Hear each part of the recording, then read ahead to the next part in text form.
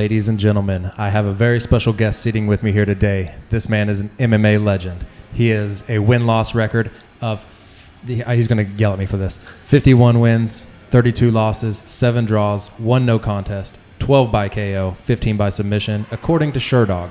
If that's wrong, you can yell at them. He also has a 57-5 kickboxing record, according to Wikipedia. But more importantly, he has served in the United States Marine Corps. Thank you for your service. He fought on The Ultimate Fighter Season 4, beat Rich Clement, and got a little bad decision to the Matt Serra fight. We'll talk about that, I'm sure. He's fought as recently as September 9th in 2017 against Joe Diesel Riggs. But I believe he has fought a bare knuckle fight this year since then. He is he's in the USA Martial Arts Hall of Fame. He's a multiple-time MMA champion. He's a father of 4, I believe.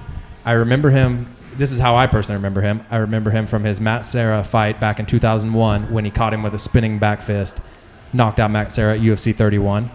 I think I was 13 years old, and I just always liked his pizzazz, and I've been an admirer since. Ladies and gentlemen, Mr. International, Shonie Carter. And the crowd goes wild. Oh, my God. They're going insane. They're coming out of the caves to see who it is.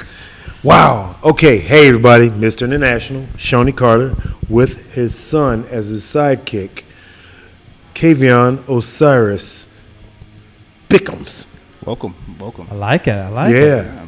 Shonie, tell the listeners a little bit about yourself, like your belts. Wow. And all everybody. The fight record is crazy because it's not the complete record.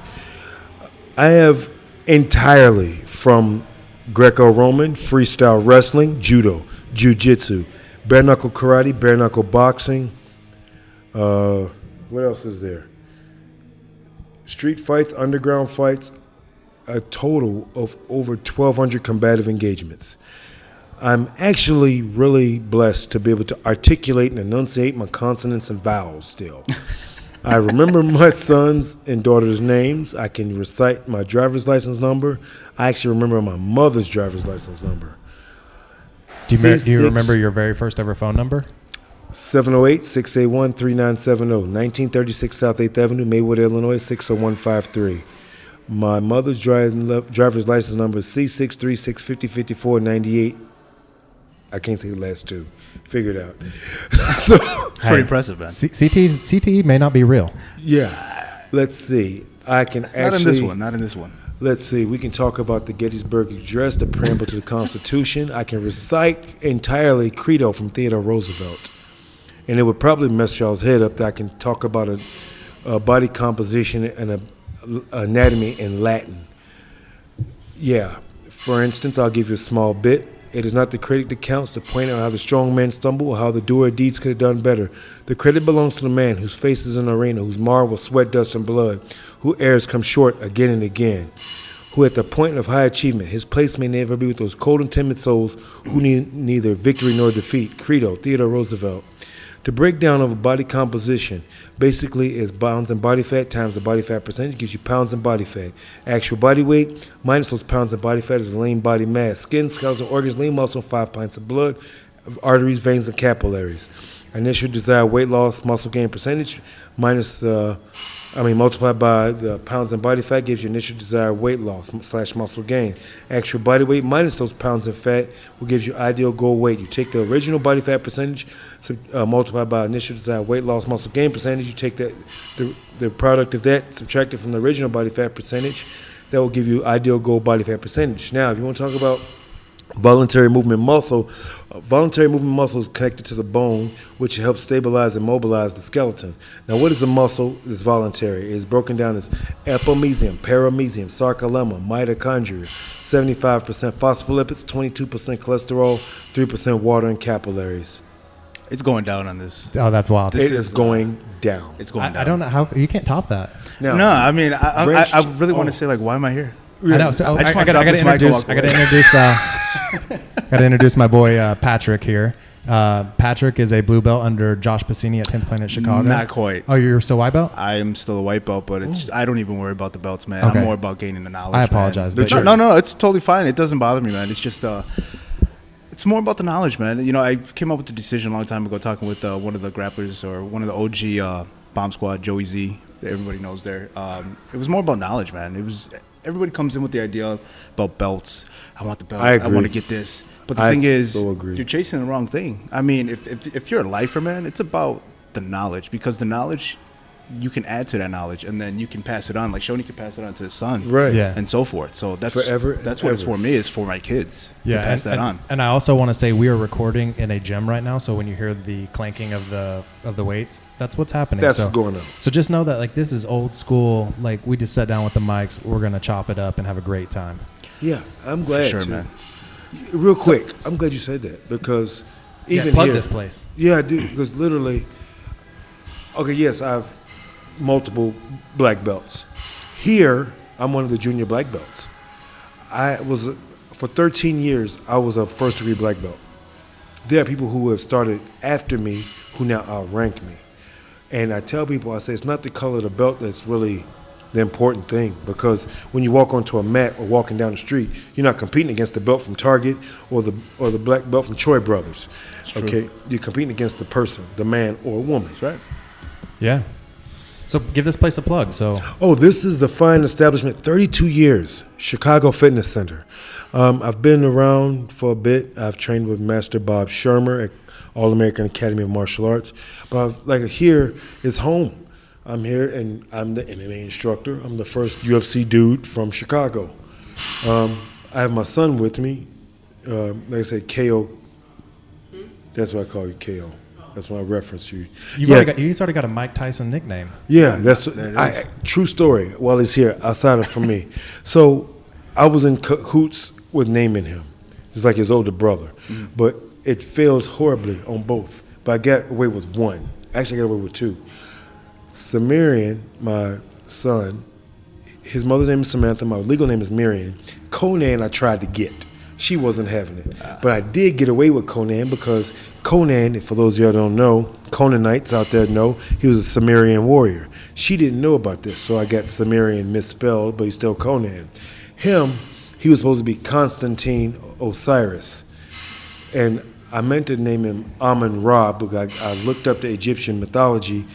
Amun-Ra was the god of life. Osiris was the god of death, but Amun-Ra was the son of Osiris. Yeah, I know some stuff. I've been to Egypt. You've seen the picture of me on the pyramids in a kilt. So I got it mixed up. And so I couldn't get Constantine out of it. I went to Poland to do a fight on 24 hours notice. And when I came back, she named you Kavion.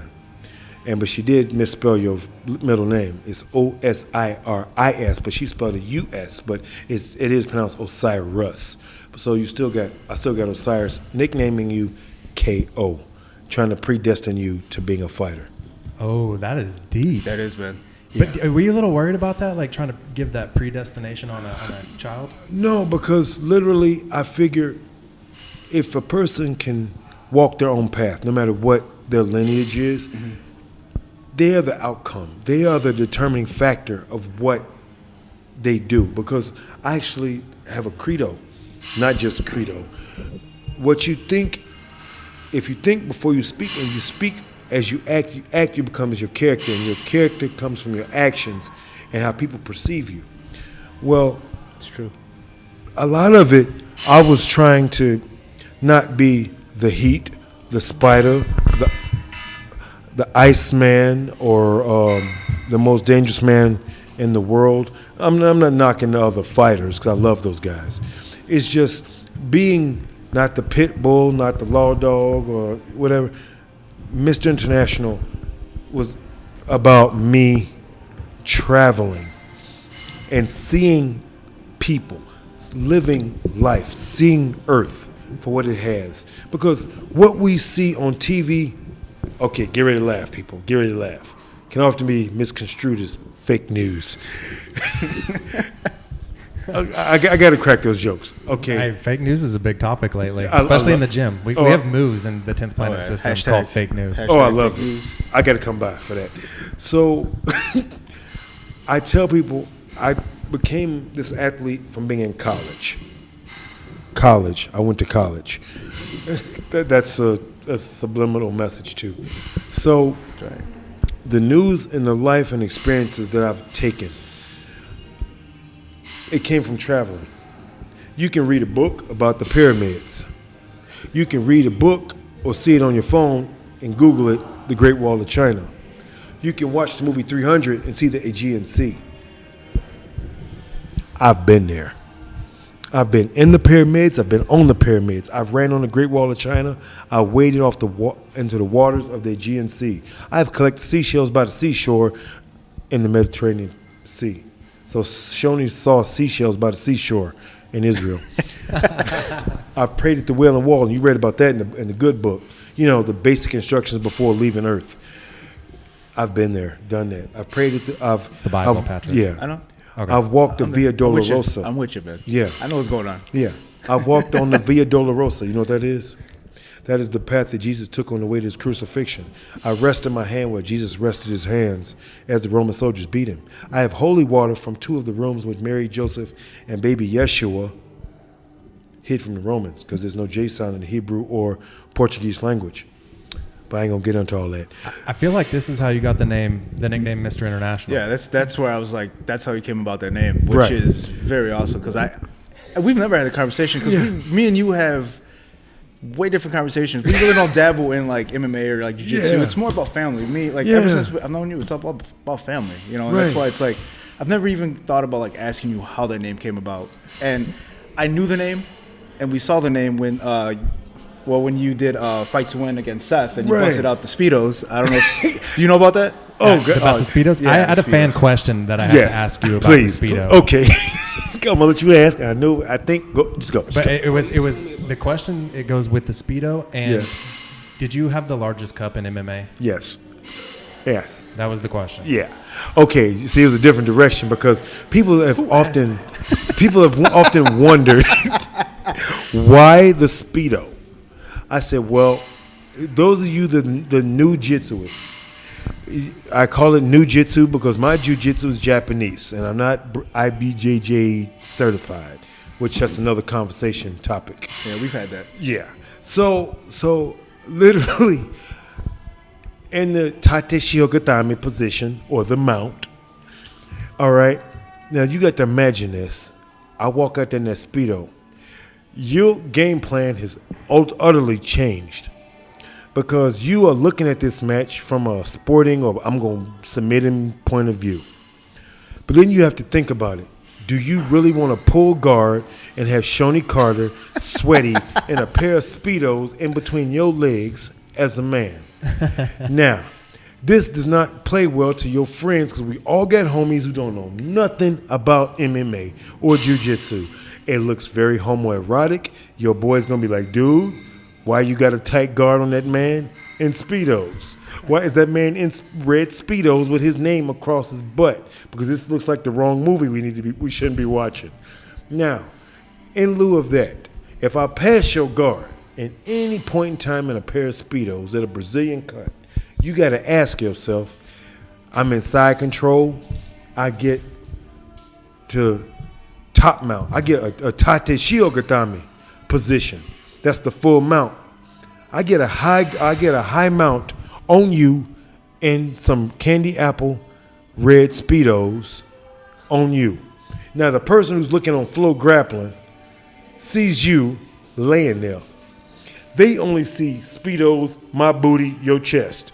Now I'm sweating and the lights are coming down. Them lights is hot. And all of a sudden I start perspiring. And that sweat starts running down my belly line, through my crotch, on your chest, up your neck, and maybe on your nose when I drop down on chest to face. And you are, Oh, no. and you can't get out of that. And then even if you pass or you get out of the mount, you continue grappling. Now we have ignorant people out there who think they can deal with that. Now you got to ask yourself, do you want to explain this to your grandfather, your uncle, your dad? Your mom is going to be concerned, but she's going to tread lightly because she loves you because you her baby. She's not going to ask me a question. She's not. Then after, even if you win, right? Seth beat me, right? But people remember the one-hand cartwheel, me wearing my 96 Olympic trials wrestling singlet you can't find on eBay. Nowhere. I knew already when I walked up to you, I was like, what do you got on? what do you got on? And you showed me only singlet, and I was like, I'm like, okay. Right. Doing his typical thing, and then you shocked everybody there. Right. I was playing, literally, during the whole match. True story. People say, Shonie, how'd you train? Train what? For a grappling match? Really? I just work out. I mean, I made weight lift, bench press, squat, deadlift, roll once or twice. I went to CSG. I gave them a shout out. I went to New Breed for a couple times. I worked out with the Japanese heavyweight, the judo guy. I puked because I finally took him down because he tried to throw me. I'm like, pimpin', I know where you at. I know where you from. I hit him with a kabisu gaeshi, which is an ankle pick. I think that's right. Or was it kuchiki taoshi? Anyway, I'm Japanese trained. Whatever. So I got him down, and then I was like, I tapped out on the takedown, ran off the mat, and puked. And I said, okay, I'm done. That's it. That was the workout. And literally, I worked out with random people. I taught classes, and he was like, do you even train for this stuff? I'm like, a grappling match. I can do this all day. I will grapple everybody on the card. Let me ask you a question. Yes. So you be from the old school tradition. Yeah. And now you see, now the fight to win, now you see all these different types of styles in grappling. Yeah.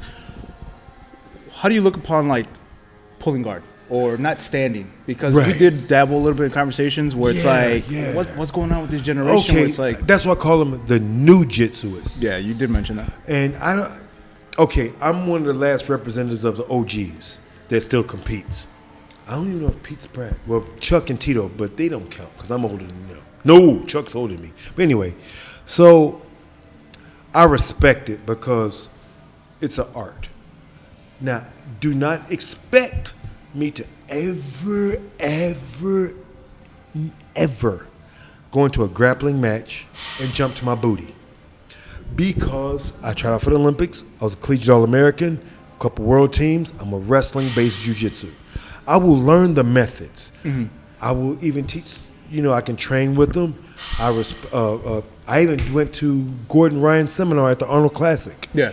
And I didn't even know I call them the Luke Skywalkers of jiu-jitsu. And essentially, it was cool learning something different. And they were like, when I first walked in, because of course I was tardy. It's like the running joke for me. So I go to the tournament, and I didn't get the whole rash guard color as your belt rank thing, which my buddy, because we fought in Japan, Sean Doherty, he was in charge of the thing. I didn't know if he owned the company or he was running the whole shebang-a-bang. So I was like, hey, is this your, I'm trying not to curse. Now you say whatever you want. Good. I was like, Sean, you running this shit? He's like, I said, are you boss? He's like, yeah, well, I guess. I was, all right, cool.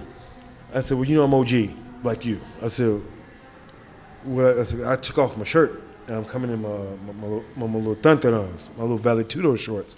And everybody's looking at me, I'm like, hey. I know y'all wear board shorts. What ifs? So the kid behind the table hands me his rash guard to Sean. Sean used to say, all right, cool, it's nice, I like it, it's hot, just roll. That's why I said y'all name, y'all better cut me a check or bring me a box. You know how to find me. So I put on a little blue rash guard, and I walk out there, I was like, okay, who's my Uki and Tori? And they're like, what? I said, oh my God, partner. So nobody was willing to jump in with the old guy because I had the ball spot. You're too intimidating for him. Right, and it's ridiculous because I'm going to be nice. So Gordon is over there with his little hot Brazilian chick. And I'm like, oh my God, focus, stay focused. So they're going over he said, Ashigarami. I said, I like you, son. I like you, young man. We cool now. Yeah, his teacher pretty much goes over like the actual correct pronunciations. Right, and that's why I liked him. He goes over the right corrections or pronunciations for the moves. So like, that's why when you hear somebody else say that, like, what is that? It's like, I smash you. Now, the funniest thing is, like, with the new jitsuists, none of them know the old linguistics of the traditional set. And when I tell people, you should, because if you don't know where to start, how do you know where you're going to get to where you're trying to go? That's true. And, like, when I was learning jiu-jitsu, and it was very cruel, very mean, when you learn judo and jiu-jitsu in Japan as a gaijin, no matter what color skin you in, they make it exponentially difficult. Exponentially.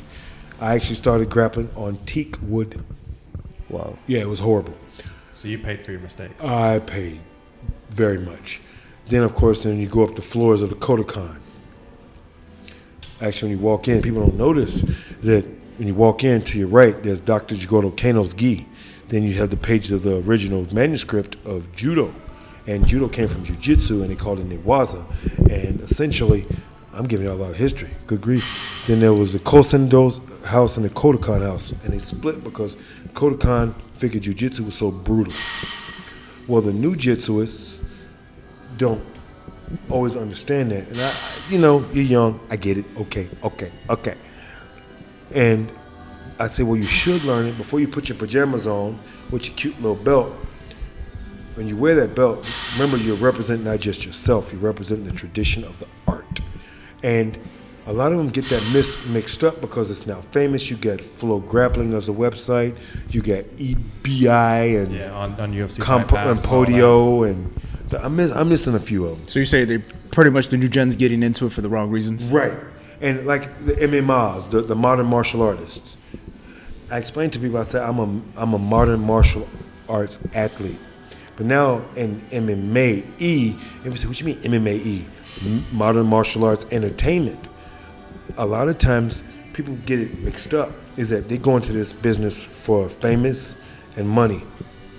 And I explained to them, I said, before it was a business, it was an art.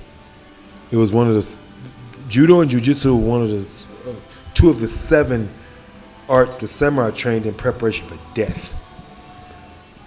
I'm one of the few, and even my son sitting here, I remember when you were a little bit smaller than now you are now, you saw me, I was in Logan Square, and he said, Dad, I'm like, what's up? You're in the Hall of Fame? Because he saw my little plaque on the wall. I'm like, yeah. He says, I didn't know you were that good. I'm like, I'd kill you. That's what you mean.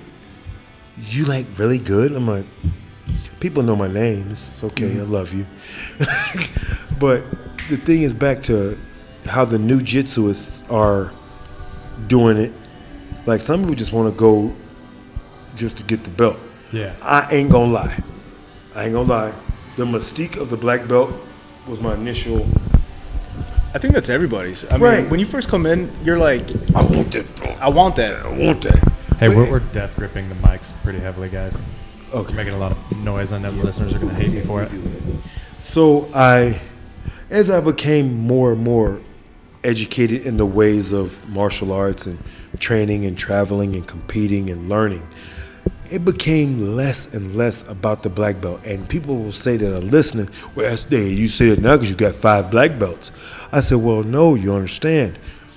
I'm the guy who's 46 that will jump into a combat corner in the 18 to 20, 18 to 30 division. And if I lose, so what? I learned. I said, but I don't care what belt it is. I don't compete against the belt. I compete against the man.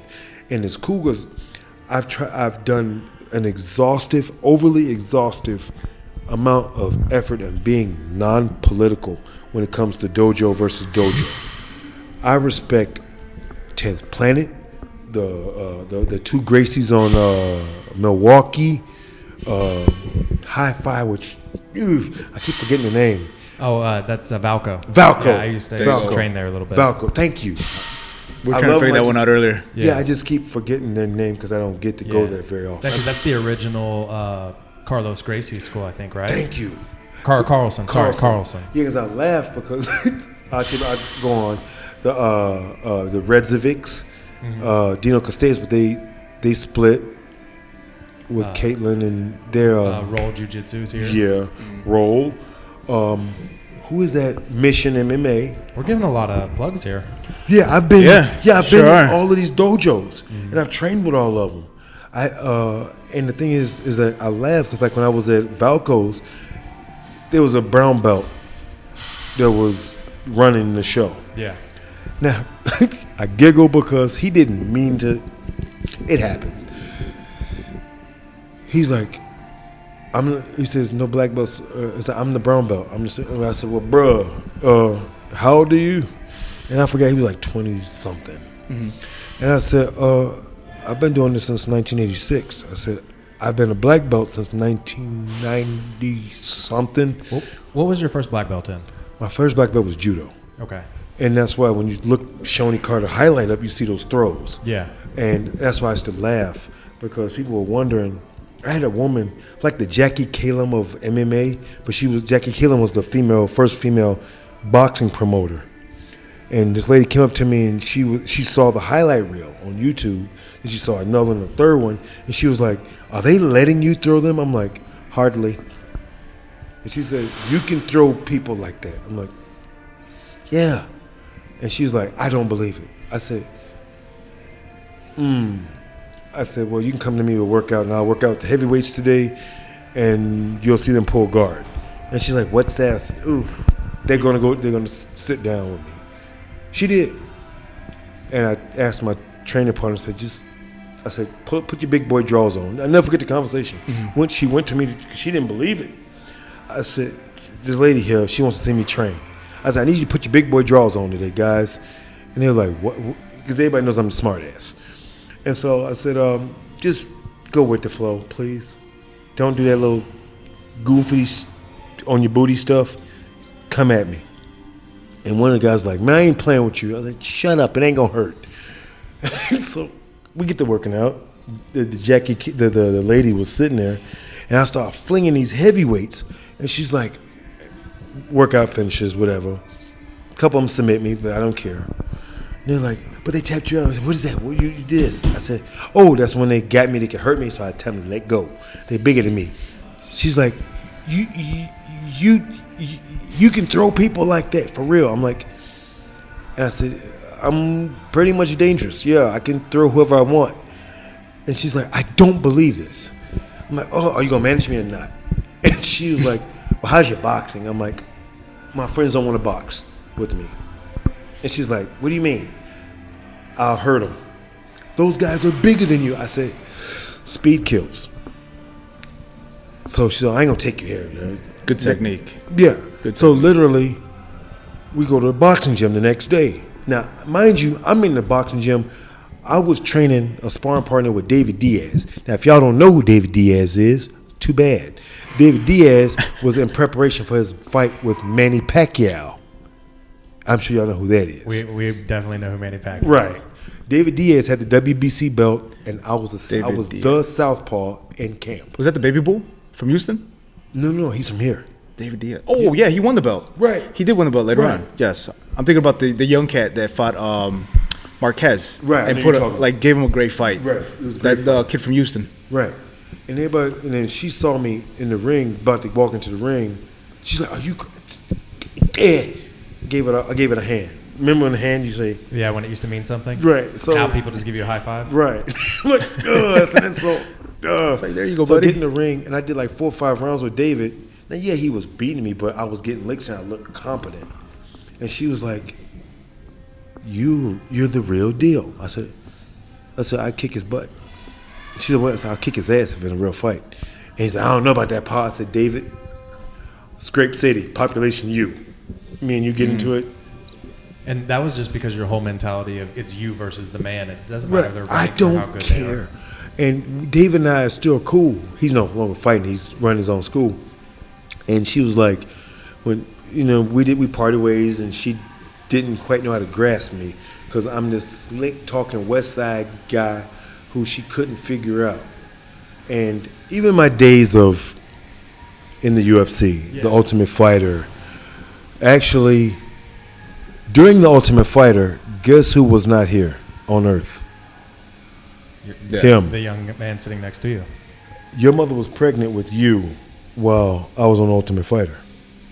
And essentially, everybody was like, what's you? I'm like, because even the producers of the show, they had auditions. I didn't audition. I was one of, I don't know if anybody else auditioned. I didn't audition for that. Yeah, well, I mean, it's all the vets, wasn't it? Season 4? So, Yeah. So everybody, they already had resumes and tapes Right. on them and stuff. Mark Coleman was there. Keith Hackney was there. I have an uncle who trains jiu-jitsu Yeah. Under Travis Luter. I want to know. Nice. Go Yeah. into some detail. What do you remember about Travis? In the Travis house? was, okay, Okay, Travis cracked me up because Travis was the most quietest, wanted to be left alone dude ever. And I figured that whole, 7-8 weeks we were there? Yeah. They were surrounded by me. And Travis, actually, I was like, you know what? It's you quiet ones I got to watch because y'all are sociopaths. I said, He probably goes to sleep with socks on. yeah. You hit the hill on the nail. Literally, I was laughing because he was like, I'm like, you know what? I'm from the hood. Yep. I said, see, I know certain white boys don't fuck with. And you are that guy. You look like you type of guy to go find a shovel, hit me over the head with when I ain't looking. And I'm always looking. You'll still hit me over the head. And he was like, oh, I'm like, man, just play along. This is my fun time. And so literally he trained hard and everybody was training hard and they thought I was hardly training, but I would do stuff on camera, but they didn't know I was training because I have not sleep apnea, I have sleep deprivation disorder, which you didn't know about. Which basically I sleep randomly in spurts all day long. And it's annoying because I'm like a day walker. So literally the time change messes me up from the Marines to MMA, all this other hoochie-joochie stuff I do. I don't have an off season in my brain. I don't have an off switch. I have a take a break switch. Well, Vegas is 2 hours behind, so literally coming from Chicago, I'm up working out, doing katas in the swimming pool, running laps around the block when ain't nobody looking. So I would work out all day, all night. On the way from the house in the van to the training center, I would sleep. Was that like 15 minutes? Maybe.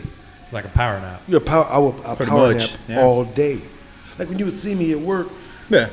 and it would mess me up because Live Fitness Fitness. it would literally, Shout out. yeah, they get one.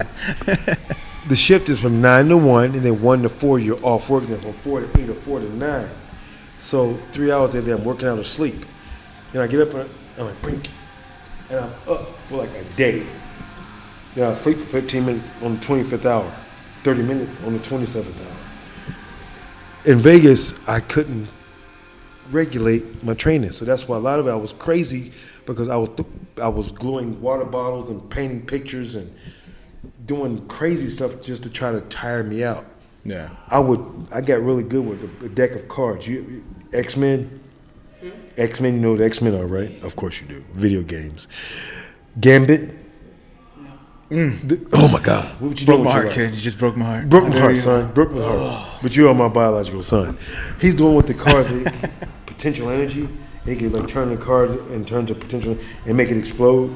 Oh yeah, I know what Thank you. Just agree with him and just say Just yes. smile and just nod. smile and nod. Yeah, there you go. 43 concussions. Remember that. You'll learn about that later. And CT may not be real after. We Right. can determine after this podcast. I don't know, man. I'm still Really? baffled by the way you started off. Yeah, I could throw playing cards in a garbage can across the room. And the cameraman became interested. And I'm like, and he's like, off, you don't see him because you're looking at TV. And I started throwing the cards at the lens. And he's like, you can do that for real? I'm like, whew, whew, whew. And I'm throwing them in, and I'll go back to the garbage can. And they're like, yeah. So I'm walking around the house, picking up cards, throwing them again. I almost wrecked a $250,000 camera. I flicked it. I did it wrong, and it was whipping towards the lens, but it made that funny Cut. like an off-speed curveball. It hit him in the neck. He's like this with $250,000. The lens on those cameras, as you probably understand, $75,000 on a telescopic lens on them cameras. The housing was $175,000. Yeah. So, literally, he almost fell into the swimming pool with a camera. I literally snatched and caught him by the belt and pulled him back like, that ain't going on film. And so, yeah, that happened. Another thing that happened, I almost drowned. Almost died on Ultimate Fighter. Oh my goodness. True story. Okay, don't drink. Save a lot of money. This Simple. is the lesson of this next Right. spot right here. This Don't is the drink. truth. Don't drink, man. I don't. So essentially, I showed up out of shape. Y'all know I puked the first workout. Yeah. I came on the show. I knew what my job was. After I saw everybody that was trying out, I was laughing like, they got like 40, 50 dudes that are way better than me. Yeah. And I kept it 100. There are a bunch of fighters out there way better than me, but they don't have belts. I'm an overachiever. I work hard. I have obsessive compulsive disorder. Really, with a high proficiency of no fucks given. There you go. And subsequently, literally, I knew I was the guy who's supposed to walk around butt naked. I was the guy who wears Speedos. I'm the guy who, I was the stoker. I've heard those stories. You fought in a Speedo, didn't you, on the show? I'm the first and only guy who's ever been allowed to do that. I thought Ebersol did it. Ebersol, Brian Ebersol. Did he do it? Yeah, and then Dana said, like, hey, Yeah. no more Speedos. But I want to ask you, you were the first one, I was the right? first. And literally, I'm going to let you all in on some cool stuff. So what happened, after I beat up Rich Clemente, I beat him up out of shape. And I told everybody, before the team picking, I said, I'm out of shape. I'm going to kick all y'all's ass. You too, Chris. But I like you. Chris Lytle. Lights out Lytle. Because we already fought in Japan. And I beat him. That's why I didn't want to fight him no more. Because I'm like, why fight him again? I beat him. So he was like, dude, you kind of arrogant. I said, no, I'm going to kick y'all ass. There's just a whole bunch of no fucks given in me. Yeah, Part Scottish. Why else would you be there? Right. And they were like, oh, yeah, we'll see about that, Jorge Rivera. I said, Jorge, you're going to be the first, you're going to be not the first Latino. I'm going to kick your ass. I'm going to kick your ass. We'll be two minorities up here cutting each other. He was like, everybody was like, Shonie. I said, I'm black, he's Puerto Rican. He's right, good with a knife, I'm good with a knife. We could have this conversation. Right. And I'm cracking jokes, but I'm joking with him because I used to live in Humboldt Park, little Puerto Rico. And they, all my buddies, I've Mr. International, it's another story. So literally, I spar with everybody, Pete Spratt and Jorge, and I'm going toe-to-toe with Pete because Pete's more of a Muay Thai guy with a smidgen of Jitsu and Judo. Jorge is pure striking mostly. So I'm slicking him. I train with Roy Jones Jr. coach. Freddie Roach's assistant. Y'all don't know this. This is news to most people that listen to your show. Thank you for these nuggets. Oh, dude, it's crazy. There's a reason why I got a picture of Mike Tyson and Floyd Mayweather. I'm not a fanboy. When you see me with them pictures, you trained with them. Right. So literally, when I'm sparring with them, and they're like, "What?" And I'm like, ugh. Imagine I hit you with 5-6 shots. Pop, pop, pop, pop, I'm touching you. Just and you freaking out. I'm rolling and slipping, and you can't hit me. And they're like, Dean Thomas was a sparring partner for Winky Wright. He was my hardest sparring partner. Him and Chris Lytle, because Chris was 17-0 with 13 knockouts as a pro boxer. But I'm the West Side monkey bar kid who climbed abandoned buildings and jump onto a pile of mattresses. Don't do that. Don't do that. Don't do that. Don't do that. Because don't do that. They get the Lyme disease and ticks. Don't do that. Bed bugs. Yeah. So they're your main sparring partners? Right. Yeah, I'm on sparring with them. They're like, what? I said, dude, bruh. In between that, I've worked out with John Smith, Olympic gold medalist from wrestling with the shoestring drill. And like, wait, what? I said, oh, yeah, Kenny Mundy, John Smith. I was at the Olympic Training Center. And they're like, wait, whoa, what? Before the Olympic trials, you got to go and get the body composition. You heard me recite it. And they're like, what are you talking about? 2.14% body fat at the Olympic trials. Yeah. I almost didn't get the trial because I could have died. Because subcutaneous adipose tissue is known as body fat, which is stored energy for the body to keep the brain functioning, the eyes moving, the heart beating.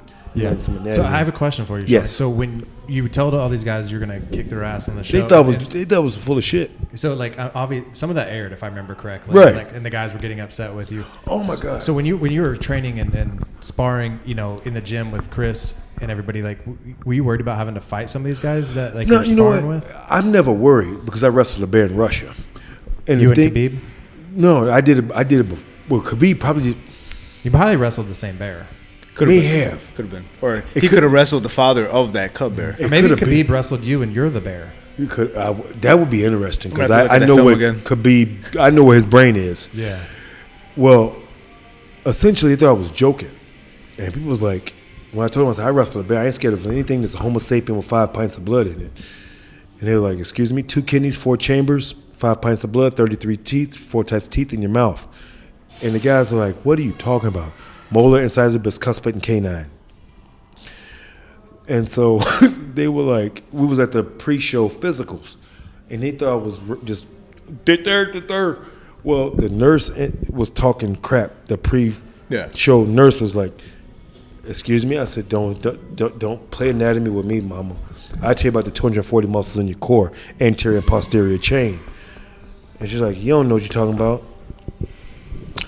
Well, did martial arts make you want to learn all that? Because if you know how the It's human body crazy. works, you know what to. It's to like do to it. I don't know that much, and I'm like hungry, and especially like and due to the inception of all these supplements, amino acids and pre-workouts, I tell people I have sociopathic obsessive compulsive tendencies with a predisposition, a high level proficiency in anatomical control, manipulation, and damage.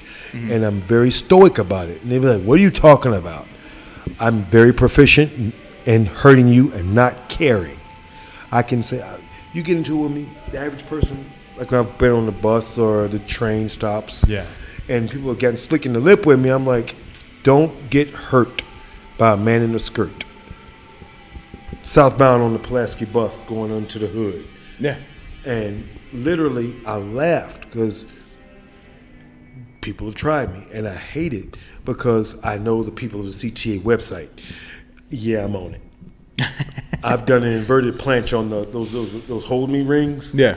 I've done an inverted planche because I've studied gymnastics as well on my own. And literally, there's been many situations where I can tell you with absolute John Wick proficiency, no care or concern given about being incarcerated. I like that reference, a John Wick reference. Yeah. Yeah, it just went right into it, real smooth. That Right. was. It's crazy because I've told people, and I'm the Black John Wick. And Ooh, they're I like, like that. Black John Wick. Are you literally, firearms trained? I can score a headshot from 500 yards with an M16A2 or an AR-15. If you're inside of 50 yards with a pistol, bye-bye. Ooh. Bye-bye. Do you do any of the obstacle courses and stuff? We train that here. That's another thing. Okay. Gym is owned by a Chicago cop who's worked with them guys from the movies, Yeah. those military guys from the movies. There was a stuntman here earlier tonight. Right, right. And it's crazy because we do like random classes. It's never on the schedule. Yeah. Yeah. Weapons takeaway, weapon retention, tactical shooting, and this is the perfect obstacle course. You have a weight room. Yeah. Sweeping left, you shoot. Sweeping right, you shoot with your left hand. Sweeping left, you shoot with your right hand. And then you're doing the tuck and rolls and protecting as you tuck and roll, taking away weapons and retaining your weapon, using knives, close quarters combat, CQB. And I tell people, like, for instance, and recent, and it was crazy because we just did one about 3 weeks ago. And it was a guy, I won't say his name, but he was part of that team in the military that floats on a boat. If you don't catch it, too bad. Get a bigger net. So he was the medic, and he was talking about stuff, certain anatomical stuff that was beyond me. Yeah. And he said, I'm a carpenter and I'm a plumber, which made sense when it comes to talking about stopping the bleeding, start the breathing, protect the wound, treat for shock. Well, that's first aid. And an electrician, because it'll shut your lights out, too. Right. Mm-hmm. He carpenter, plumber, electrician. That's actually what we talked about. So, literally, it clicked home because I don't have military PTSD. I have everyday PTSD. And like, what? Problems trying to solve daily. PTSD. Acronym. So I was up. I'm glad Stay with me. You're Stay handing with out me. education to not only your son, but to all the listeners, too. Yeah. So I was up, and let me tell you a quick one. I was up on Upper Wacker in Michigan. What is that hotel in the corner? Not the Swiss. Not the, Where? the Hard Rock's over there, but I don't know. No, not the Hard Where's Rock. it at? No, where? Upper Wacker in Michigan, on the corner. It's what an isn't it with the S? It's got a Swiss Hotel. Is that it? I think it is. Sheridan? No. Never mind hotel. Doesn't matter. It's a hotel. Yeah, it's the We're not corner. plugging them. We're not plugging Right, them. not plugging it. I ain't getting a check or no gear. So I'm at I drive for DoorDash, right? I ain't tripping. So I drive for DoorDash to drop somebody's stupid food off. Why you ordering food from me at the Swiss Hotel? They have a restaurant inside. Whatever. So I dropped the food off, and I accidentally cut somebody off, a guy off. I didn't mean to do it. I drive a Mazda 3. It's a stick. I rev the engine, pop the clutch, down. But I get caught by the red light. Now, mind you, I'm like, every people, bang, bang. I'm like, my bad, whatevs, fuck it. So I'm sitting to like,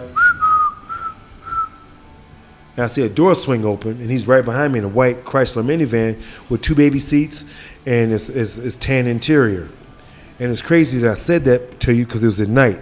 And the fact, if I can tell you, it was a white Chrysler minivan with hubcaps with a tan interior, and he had a wedding band on his wedding ring and finger. That means I already sized up the situation. And he had a dad bod with red, black, and white plaid shirt and some khaki pants. Mm-hmm. And he jumped out the car, and then I'm like, oh shit. I popped the clutch into neutral, pulled the brake, popped the door, unbuckled the seatbelt. Don't ever walk off the football field with your helmet off. Don't ever walk up on me. And he did like this.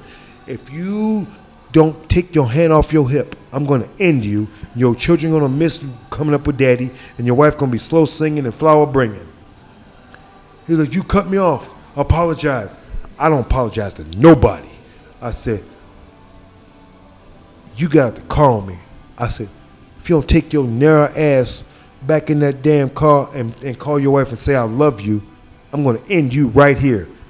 I said, and please, Jesus, let that be a short knife. Because if it was a pistol, I'm ending you. And I closed the distance. I mean, he didn't even realize I'm closing the distance. Now, if I would have reached out to him, I was this far behind him. I mean, beyond reach. I said, get your hand off your hip. I said, you don't know me, I don't know you. But I guarantee you, slow singing, flower bringing. Walk away. Walk away. Don't turn your back. Look me in the eye. Walk backwards to the car, get in the car, and call your wife. I'm not getting in my car till I see you pick up your phone and make that call. He sat there, and the green light, people blowing the horn. Call. Say I love you. He did it. I got in the car, and I drove off. Mm-hmm. And people were like, you can really disarm people. There were 2 guys here in our class. They challenged me. They were friends of mine. Mikhail, y'all met, and Mike Santoro, black belt, experienced shooters. He's Greek and Bulgarian. Mike is a typical white guy, black belt, tough kid. I'm gonna take both your pistols. We had play pistols. And they were like, yeah. So I took Mike's from him, and Mikhail was behind him like this. I flicked and kicked Mikhail in the nuts. He dropped his pistol. I went, bang, bang, you're both dead. They're like, what the? I said, yeah, you're dead. And they were like, we didn't practice kicking. Rules. No, I said, dude, I didn't say I was going to do a move and take your pistol. I said, I'm going to disarm you. Disarm you both. So for listeners, how would they, like, if they wanted to take this kind of class, is it something that's invited through the gym? Are they members? The owner only. And these are like, okay, let me keep it 100. SEAL Team 6. Yeah, I was gonna say I was trying to whisper to Pat that they're Navy SEALs. Yeah, I know. Yeah, and I thought he got it, but I got it. We went. Hang on, we went a long way from the Ultimate Fighter 4 to Shonie threatening guys up here on Upper Whacker. I have a question. Talk to me. I have a question. Yes. When you younger Shonie, what got younger Shonie into martial arts? So judo was probably your first one. Well, wrestling. Okay, so wrestling, judo. And what intrigued me was I was in college on a scholarship, and I actually, after Triton College, I placed 4th in the nation. I made 2 world teams. And I was like intrigued by all of it. It was weird because it wasn't like I grew up. I mean, we all know about Bruce Lee and Chuck Norris. Yeah. But they were not my heroes. I would watch them on Samurai Sunday, but I didn't break ass all the time to go see Bruce Lee. And my heroes was the movie scene of martial arts, the 5 Deadly Venoms. Oh man, I'm OG. Yes, sir. Don't worry, I'll bring that to you. Oh man, I'll get on VHS. Might see it on Netflix. I don't You're know. a martial arts guy, man. That's one of them, man. Right, you gotta see it. It's like anime, but with people. Way before anime. Wait. So with martial arts in the Marines, they would try me in the Marines because I wasn't really like 1,000 miles an hour coming up. I came up around my grandfather. Them old black guys in the barbershop talking shit. Like Coming to America. Do you ever see that? Eddie Murphy? Never mind. Okay, everything's just going right over his head. I know. It's okay. So that's real. Old black guys in the barbershop talking shit. It used to be a barbershop on Madison and Keeler on the west side of Chicago, Prices. And old black guys be playing checkers. It was Checker Willie. There was a hustle man coming in selling stuff. You know, he ain't bought, he stole. Nope. It's the truth. And then every so often when the Bulls were the Bulls, Michael Jordan would come in and get his head shaved. And Scottie Pippen, you know, and I laughed because Reverend Price was the barber. Yeah. He was the owner of Price's. So I came up around those guys, and it spilled over into trying to make the Olympics and trying to do judo. And when I did my first judo thing, everybody in the class, because they had been taking judo, I showed up just on a whim. I'm like, let's run this. So I'm learning the us and the bao, and then the ogoshi and the haragoshi, taniotoshi, haragoshi, all the koshiwaza techniques, hand, hip, and foot techniques. And I can break it all down in Japanese. Mm. So they were like, what belt are you? I'm like, what are you talking about? I'm no belt. You are pronouncing these throws and terminology like you've been studying. And I read a few books, seen it on TV. Well, I was in the Marines. They teach us to kill. So you're saying like the people, my thing is it the people around you or the people from the barbershop that actually started like positive energy pushing you towards the art side of? They gave me the mentality to just do it in spite of.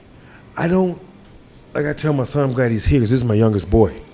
I say, and I'm not with their mother anymore. Mm-hmm. But I try to be there as much as I can because I want to show not just my sons, but other people, no matter what age group you are in, you can do it. I feel empowered to teach. I feel empowered to compete. I feel empowered to continue. And those three, just those three, teaching, feeling aware of myself, and competing. Every day we're in a competition. Every day. I like that. Every day you're fighting for your survival. Every day you are in competition. And if you do not think you're competing, let me break it down for you. You're fighting to go to sleep. You fight yourself. You got to convince yourself to get out of bed. You have to get through traffic. You're fighting traffic, public trans or driving. You're fighting the clock because whether you got a 1 hour lunch, a 30-minute lunch, a 15-minute break, you got to put your 6 to 8 hours or 6 to 10 hour shift in. You're fighting to make that money. You got to fight traffic to get home. You got to fight after you get off work. You got to pick up the kids. You pick up the kids, and you got to get home. You got to cook the meal. You're fighting the chicken grease, the cooking grease. Yeah. Every moment of your life, you're trying to get something done. What you did yesterday may be less or more than what you did today. What you did today may be more or less than what you did yesterday. But what will you do tomorrow? Yep. That will be greater than today or yesterday. And that's true, man. Everything you're saying is 100%, It's man. the truth. And until the day you were born, the day I was born, the day we were all born, we were feeble and weak. The day we die, the day we no longer exist here on earth, we are feeble and weak. What you do in between those 2 points is entirely up to you. Mm. When you're young, it's a sprint. You want McDonald's, you want Burger King, you want Taco Bell. As you get older, you want Fogo de Chao, Brazos, Kraft Steakhouse, Morton's. You go to a restaurant. You place that order at McDonald's, it's in there, it's within your hands within inside of 5 minutes or 3 minutes or less. You get dressed to go to a restaurant. You make reservations. Mm-hmm. You drive to get there. You get out the car, whether it's with her or him or whatever the story is. Politically correct moment. I like it. You go into the restaurant. The maitre d' sits you down. You look over the menu. They offer you appetizers and a drink. You finally order. That meal gets to you eventually. Let me add to that. Yes. Well, actually, let me circle back to what you're saying about point A and point B, right? Right. In his life, right? Right. So, as a father, yeah. Because it's funny, because like me growing up in the hood, I grew up on 26th Street. You know, shout out to K-Town. That's where I grew up at. You know, and that's where I started boxing with Sam over there on Windy City Boxing. Shout out to them too. That's how I started getting into. But growing up in the hood, you know, in the neighborhood or the hood, that's all we had. We had boxing. Right. We didn't have jiu-jitsu and everything else, but it was that was your way out. That was your way it really up. was. But going back to the whole thing is like, you never named any of your kids after you, right? No. None of them. I want their own path. So exactly. So that's why it's like, was that because you didn't want to put pressure on him? You wanted him to find his own way, did you want to teach him the skills you have, but allow him still to go his own way? It's crazy because I named my first son Samarian. It's a combination of Samantha and Miriam. Yeah. I tried to get Conan, but your mama was tripping. I still like that name though, man. But essentially, I don't want you to carry on the sins of the father, the flaws of the father. Mm-hmm. I want my children to have their own path. My youngest daughter, oh my God. Take his head out. Oh my God. So, okay, I'm gonna make it a little bit. Yeah, this is a comedic moment, but it's real. Sweating. Yeah, it's real. So, Mr. International, I'm gonna go back to my kids. I've traveled the world. 5 passports I've used. Most of my ex-girlfriends are from other countries. Hint, hint. Mr. International. So, amidst my daughter Sierra, her mama named her. It was the first one. Let it ride. You two, I told your story on that. My daughter is with a Romanian woman. All right. You may have seen on Where Are They Now? And I always say she drains me. And people are like, what? Dracula's from Romania, Transylvania. The father and the family's from Baia Mare, which is near Transylvania. Ha ha. But well, she wanted to name, and this was an intense, argumentative 9 months. I mean, even the fuck yous came out. She wanted to name our daughter Ivanka. What? I said, no, the fuck, this not gonna happen on my watch. Not a damn day, not a damn year, not a damn lifetime. She gonna get Ivanka. She's like, well, that's a pretty name. I said, she is not going to have the stigma of Ivanka to deal with for the rest of her life. And she said, why are you hating on us? I'm not hating on the Albanians or none of them. I'm cool. And I stopped. Because she was like, what? Nothing. Well, for y'all, I have messed around with an Albanian girl, Mr. International. But it was not about that. The fact was, I wanted my daughter to have her own path. Okay. Subsequently, I wanted a name. And you know how, I mean, keeping it 100, they don't know what they're going to get. When you go to get your first job, you know, you wear a suit and tie and your attaché case or your iPad, whatever you're going to be carrying at the time, they don't know what Kavion Osiris is going to walk in the door. They don't know what the hell that is. Egyptian, German, Kavion, whatever the hell Kavion. Well, your mother came up with that? I have no idea. But essentially, K-A-B, K-O-B. They don't know where it's coming from. Samarian Andreas. That's my oldest son's middle name. My daughter, she's already Sierra Renee. She's off and married, living in Japan. Gonna have a baby. He's gonna white man, black chick in Japan. Gonna have a Japanese mixed baby. Hilarious. Back to my daughter, the youngest, your youngest sister, Leilani Elise Legia, or L-E-L. Leilani's Hawaiian. Elise is French. Legia's Romanian. Last name German. Mm-hmm. Scottish, Dominican, Chinese.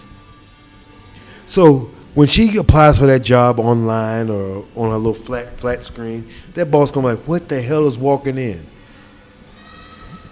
It's not about just black and white. It's about living your life, and I don't mean racial black and white. I'm talking about like simple as black and white. See, we grew up black and white. This good, this bad. Mm-hmm. Yeah. Nowadays, your generation, my son's generation who's sitting right here, say hi. Hi. He's a one-word kid, like my oldest child. Well, when we had real bullies, this generation has cyber bullies, which I say unplug, go train in jiu-jitsu, go take a boxing class for 60 days, ride your bike to the house, knock on the door, invite the bully outside, kick their ass. Yeah. That's how you stop a bully.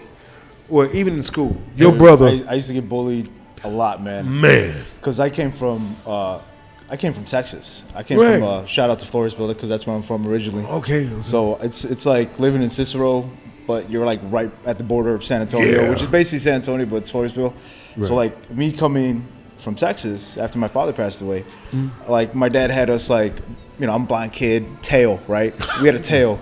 Right. So like when we came to Chicago, myself, my brother, my sister, we didn't know nothing about gangs. Nope. We didn't know nothing about black and white. No, you didn't. We were just taught by my father to just enjoy life. You know, like we Right. live free. So when we came here, and I think I told you a story, right? Was it your story? And this is how my brother-in-law always remembers me, as this little white kid, even though I'm Hispanic. Yeah, I am 100%. My last name's Benavides.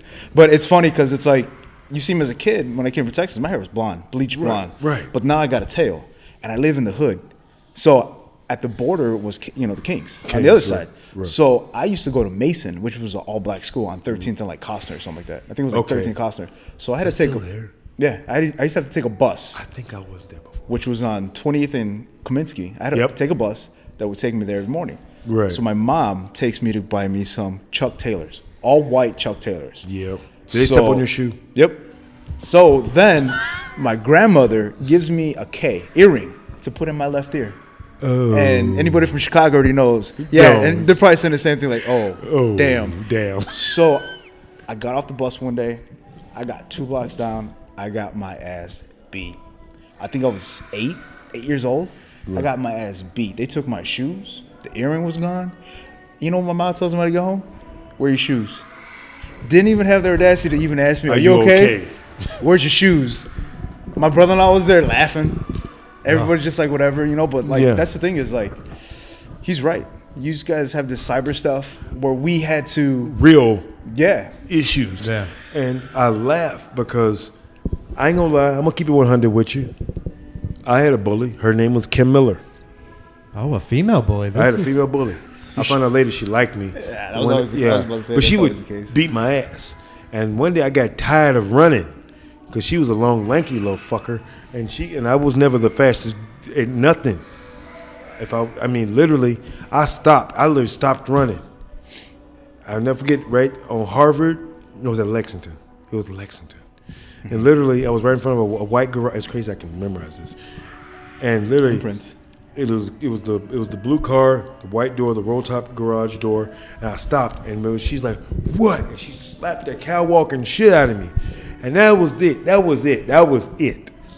And I pushed her, so I must have hit her with the demock that it was coming anyway. And she flew. I mean, she flew. Got her some of that Dragon Ball Z Man, stuff. Dragon Ball Z for real. And she slammed into the back of that car. Her back hit, and she started crying. And I walked away. Everybody said, "You hit her." I pushed her. Your brother had a bully. Your cousin Tajay had a bully. And I ain't going to Tajay. I'm going to talk about your older brother. And this is life lessons, people. I'm about life lessons. Your mama, Samantha Ellen Weiner, I'm putting her out there. So she called me. And she told me, this man being bullied. Now you got to imagine, y'all notice my voice changed. I'm like, what are you talking about? So okay. Breathe. This is my genetic offspring. My children don't have bullies. So I said, don't go into death kill mode. Just be cool. Remember, I'm Black John Wick. So literally, true. This is the honest to God truth. That may be the title of the show. Yeah. Shonie Carter, parentheses, the Black John Wick. Literally, this is what happened. So everybody knows me from the Suits, right? Yep. You were flashy. You were the only personality. We're going to talk about that in a second. Right. I'm in the suit. So I have a special suit. I have suits, but I got this one suit. It's not a business suit. I'll put the suit on, I mean business. It's a black 3/4 length suit. You may have seen with the silver pinstripes. Just amuse me. Just amuse me. Okay. So I'm in the suit with that power red tie. With all the politicians, I got that. I actually have a Donald Trump tie. I'm not saying. I was just about to say, you got the Trump tie? I have a Trump tie, but I wouldn't. This is before. Well, way before that. So I had the Marine Corps tie clip on it, and then it's 3/4 length down to the knees with the black and white wingtip Stacey Adams with the cuff links. Y'all don't even know what that stuff is, but I had a double Windsor on. You know. I know. So I'm walking up to the. That's my thing, man. Right. I catch the bus. I wasn't driving, and I went up to the school. And there was the principal. And they were already in the meeting. how y'all gonna start a meeting without me? And Samantha's like, I get this. I said, no. I said, I'm not trying to start none with you, Samantha. Could you please step outside in the hall? This is a man subject. How you ain't? I said, Samantha, amuse the old man, please. She steps out. And the principal says, yeah, we'll get back to you. I said, oh, no, we're going to finish this right now. Close the door. I said, Samarian, you young man, y'all might want to step outside. Don't tell me my son. I said, I tell you what, stay here. You're right. I shouldn't tell you how to deal with your son. Your son, stay right here. Boy, I didn't say nothing to Smith. He knew the business. So this is real. It's honest God truth. You ever have a problem? This was going to happen. I'm in the principal's office like this, wiggling my foot. They talking. The father's talking. Well, you know, boys will be boys, and it just happens. And the assistant principal is sitting there, and they're interacting. So he's like, you know what I'm saying? Yes. I said, okay, I know boys will be boys, but your son is in 8th grade, my son's in 4th. He should not be commiserating, bothering my child. He's my property. I don't like people messing with my property without my permission. And the father looks at me perplexed. I said, listen, I've gone through a whole bunch to get him to right here. I said, you don't know who you messing with.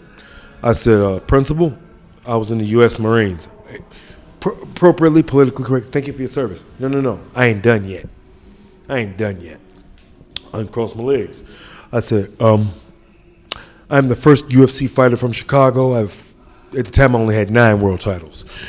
And he was like, well, I box. I said, no, you ain't hear me. Shh, don't interrupt.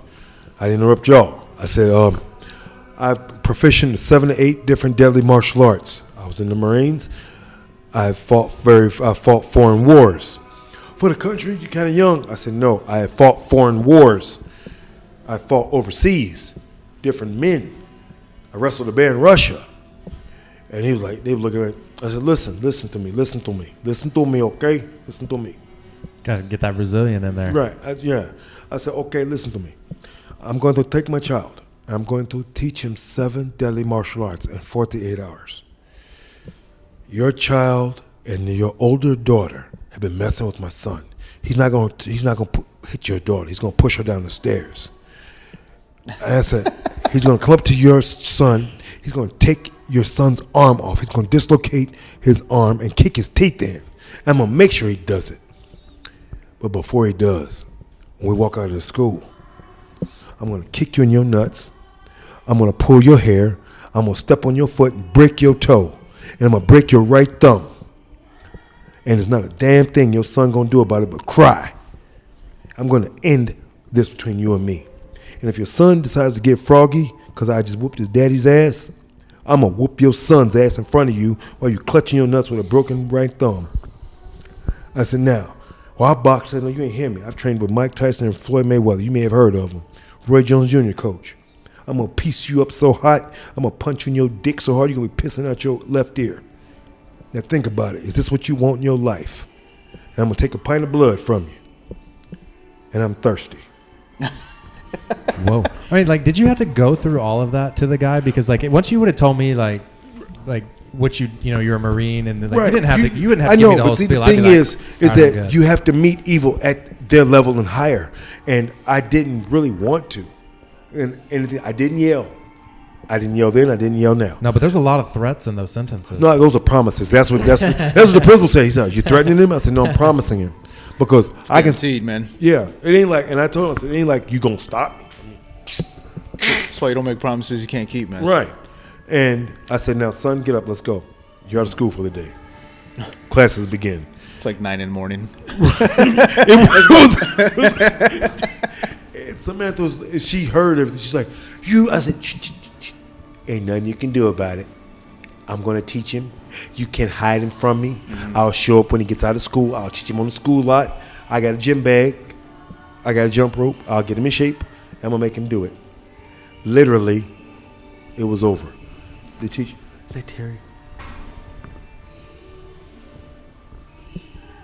Oh, we got somebody knocking on the door over here. Give me 1 second. We'll wrap it up here in okay. a couple of minutes. I Patrick, is there any question you want to ask Shonie before we get off here? Because Patrick really wanted to. I want to say thank you too, Patrick, Oh, because man, you're Patrick welcome, cooked this man. up. Yeah. It's a small world. It's It is. Patrick's one of my best friends here in Chicago. And, Yeah. And when he told me he knew you, I was like, no way. And he's like, yeah. And I started the podcast, and he was like, dude, he goes, I wonder if I could get Shonie on. He goes, you'd love to have him, right? I was like, dude, I watched Shonie spinning back fist Matt Serra when I was 13 years old, and I was a little boy in Oklahoma. I'm going to show you the back fist before Matt Serra. Oh, wow. There was the back fist that hit Matt Serra. That was cupcakes and candles.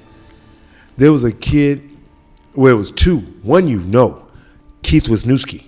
Oh, I hit him so damn hard he forgot he was fighting, wow. and literally he forgot even pretty bad. after. He's like, "I'm sorry I didn't shake your hand." I'm like, "You did." And there was another kid, a guy who got rest his soul. He committed suicide. He never fought again. I was fighting at St. Andrew's gym named John Boyajian. The days of long pants and kickboxing, and he was beating my ass. Y'all weren't born. No. My daughter, Sierra, was like 3 years old. Mm-hmm. And I hit him with a back fist so hard. If you thought when Gonzaga kicked Crow Cop, no.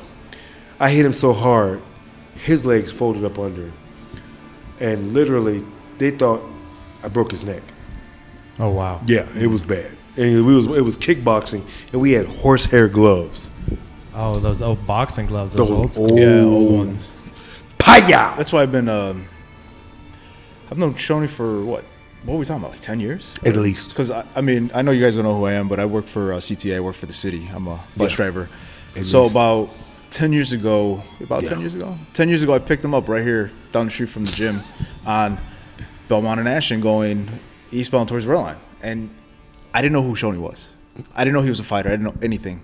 Yeah. I just know, like, when I met him, I saw a guy with his top hat, with bullets on it, with pads on him, with gloves. So I just saw that, but he had 2 kids with him. He had 2 little kids. He had this. No, I don't think it was him. I think it was Sam. I think it was Sam and your other daughter. Oh, my God. Because yeah. they That's like, you weren't born? no, he wasn't born yet. That's why I was like, no, this is not him. Oh, he's So they had to taller be, than me. your son, Sam had to be like, what, 10? 9 or 10? 9, 10. What, Yeah, 9? something like that. He's young. So, like, Maybe you were. He got on with the 2 kids. And what I saw was a father doing what he had to do to take care of his kids. Like, you know what I'm saying? Like, respect. That's what I saw. So, like, I'm like, where you going, training? He's like, yeah, I gotta go train some people. And then, like, from that point on, it just became like an everyday thing where I picked him up. And, like, we just talked. Like, it wasn't even like, oh, Yeah. my name's Shonie Carter, I'm Mr. International. He didn't run off no resume. It was just like talking. respect. That was it. Just talking. Well, then what happened when you finally found out who he was? It was funny. So, like, down the line somewhere, he had told me he used to fight in UFC and stuff like that. And then a friend of mine, Eldon, big Bosnian guy he's played, I think he told me he's played soccer for Russia back in the day. He's Oh, like, okay. he's about 6'6". He came to the gym, did some training a little bit just to try it out. But he knows his shit. When it comes to like Right. UFC and fighters, he's just like, you know, like people are diehard. Right. But he's played so much, he's got bad knees and stuff like that. Yeah. They can't really do too much, but he just has an obsession with loving it and wish he could do it. Yeah. But I told him, like, you know, picked up this guy, Shonie. He's like, oh yeah, Shorty, you picked him up? Like, he just went nuts. And I was like, okay. You're like, oh, maybe he is a big deal. Yeah, but the thing is, like, I met him as a father doing Right, what he I had to do was to there. take care of his kids. Right. So, like, I didn't know. This is the whole story. I don't do that. And that's why I think the relationship with me and him, like, even like we see each other out like at venues and stuff like that, Yeah. we don't even talk about anything else or how the kids. Like, Yeah. that's our conversation. Yeah, it's a normal, everyday Yeah. kind of conversation. And that's the thing is I tell people I'm a normal guy. I have a really abnormal skill set and an abnormal job. But when people see me on TV, Yeah. they see that guy who shows up. I show up for the camera. yeah, you got an electric personality. It's it's like I've been like anybody can say they've been through a lot, but I've seen things, and I think there's a lot more for me to see. Yeah. And when I know that there are people with limited vision, I want to give them some of my vision so that maybe they can go do it. Because when I have these boys and my daughter's she's already got her international card. She's been to Canada, Australia, and Japan. Yeah. So she's Miss International. right. But these boys, I want them to know that if you have a goal, if you have a plan, if you execute a plan to achieve your goal, you'll get there. But you got to put away all of the extras. You got to be willing to sacrifice. I can tell you, as much as people see me with all the hot chicks, the thoughts, the bitches, the hoes, whatever you want to call them. I'm sorry, the ladies of the evening, the entertainment, spectacle, aesthetics, whatever you want to call it. I can tell you, honest to God, I have put that aside because even when I'm getting ready to fight, because she's not holding that dude by the ankles to help me beat his ass. I have turned down alcohol.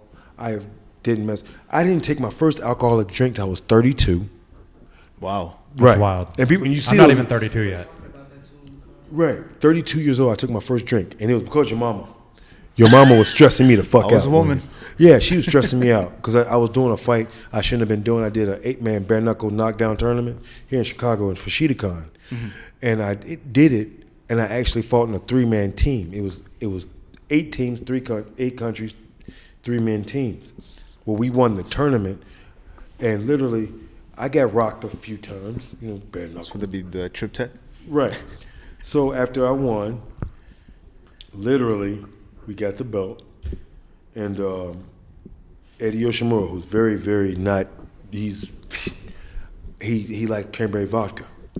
I mean, that's his thing. That's all he drinks, ever. Now, he don't drink often, but that's what he drinks.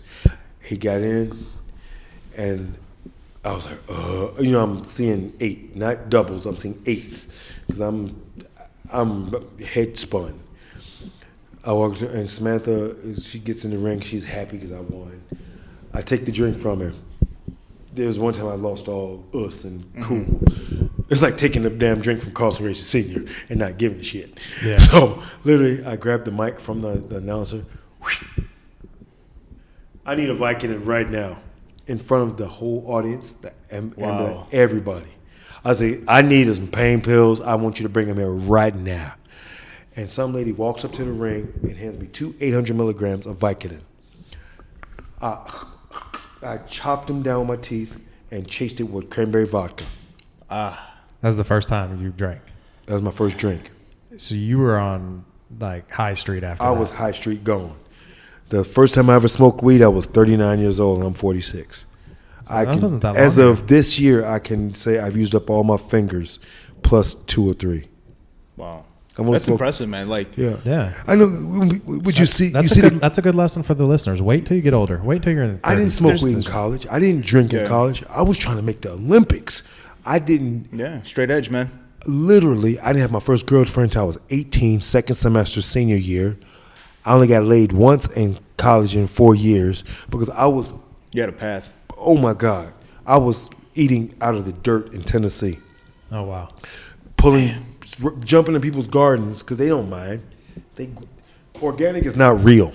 I don't believe in organic here in the city. That's goals, man. That's I literally would. Organics when you go out in the backyard and you pluck an orange off the damn tree, or you pull a carrot out of the dirt, and I would eat tomatoes like I was eating apples, and I would drink water. The fucking football and the wrestling team lost like $300 on me one day. They thought I couldn't eat 2 eggs, raw eggs. They brought the eggs. I put the money on the wood. GI Bill pulled out the money. I put my 50 down. My 50 against anybody. They put a pot in. I said, y'all lost, sucker. Put a 3rd egg in. And they said, what? And one asshole, the center, puts a 4th egg. I'm like, oh, you motherfucker. I said it was 2. You gonna put 4? Bet. Put that money on the wood. They put the money in the wood. It filled up their little college cafeteria glass. Excuse me for a moment. I'll be right back. I ran back to the cafeteria, the lunch line, grabbed the milk, and I poured the little kindergarten milk, poured in, grabbed 2 scoops of ice cream, and what are you doing? Well, I drank the milk and ice cream. They're like, what? They're like, what? I sat down at the table, I grabbed the eggs, and I poured the eggs down my trachea. Oh, wow. My esophagus. And they were like, and I picked it all out of my pajama pocket. They were like, how did you do that? What was that? Suckers, y'all don't understand basic anatomy and biology. No. Acid in the base. I coated my throat with milk. And the egg slid off the top of the milk. I didn't. All right, and we're back after the little power outage there. Shonie, I got 2 questions for you we're going to end on.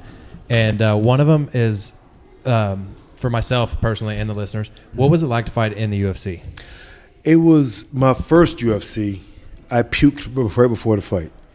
And it was hilarious because there was a woman, a groupie, and I mind you, I don't mind groupies. I don't mean to make any disparaging remarks about groupies. But come on in, Chris. He's one of my longest time training partners.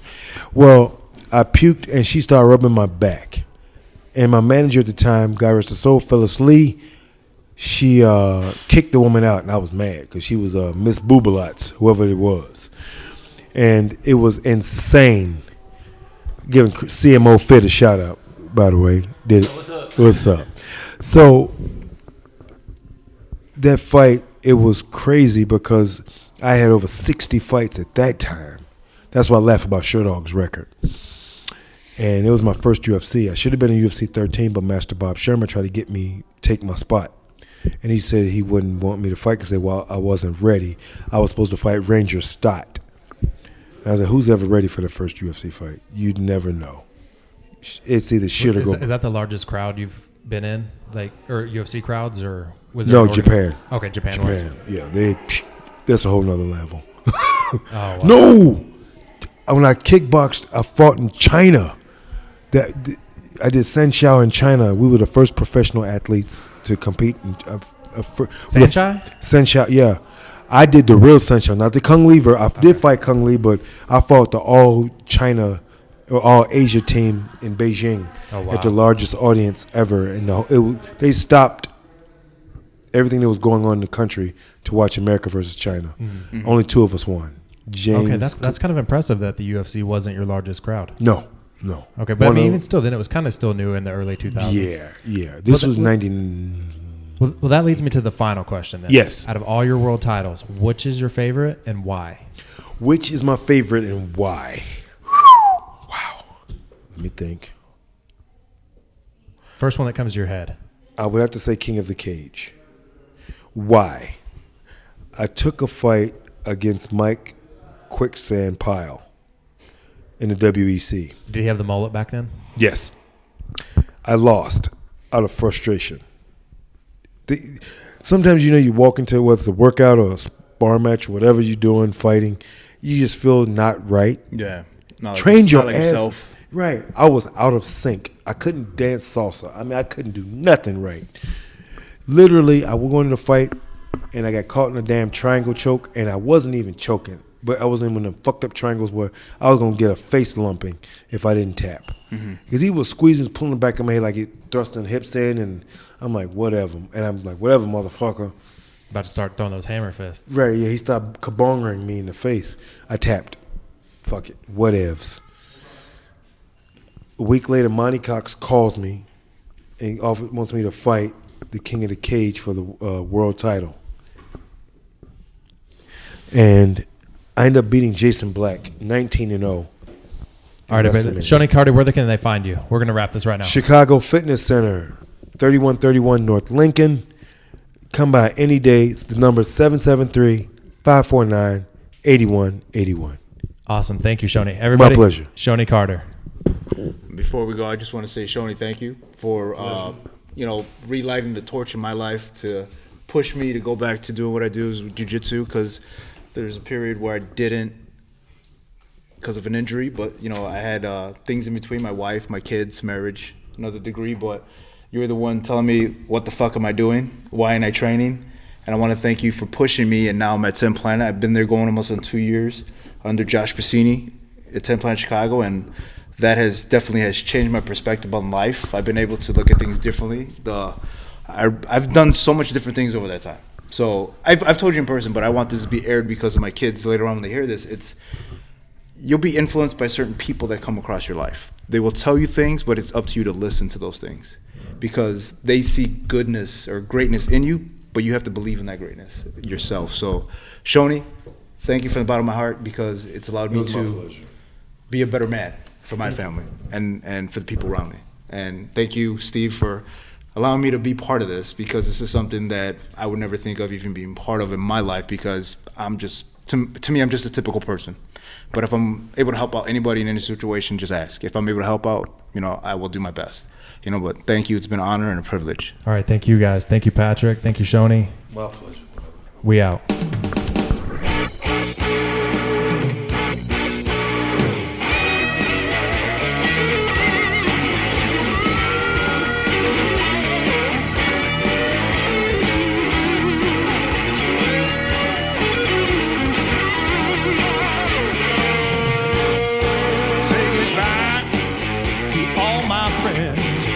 Say hello to the stars above.